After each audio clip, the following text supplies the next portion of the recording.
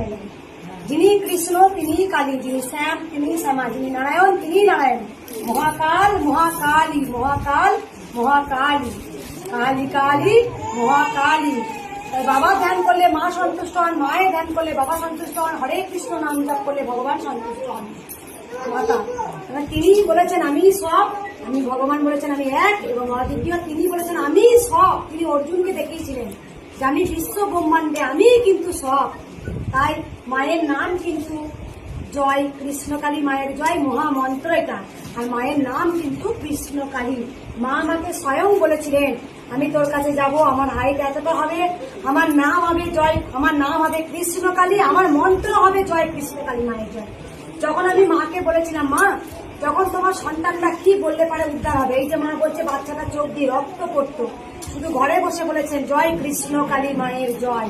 কারণ ভগবানের নাম আমরা কি করি, আমরা যখন বিপদে পড়ি তখন আমরা ভগবানকে ডাকি যে গোবিন্দ তুমি আমায় দাও, কিন্তু আমরা কোনো সময় ভালো অবস্থায় গোবিন্দকে তার শুভকামনা করি না যে গোবিন্দ আপনি কেমন আছেন, হে শ্রীহরি তুমি কেমন আছো, হে রামলালা তুমি কেমন আছো, হে বাসুদেব তুমি কেমন আছো।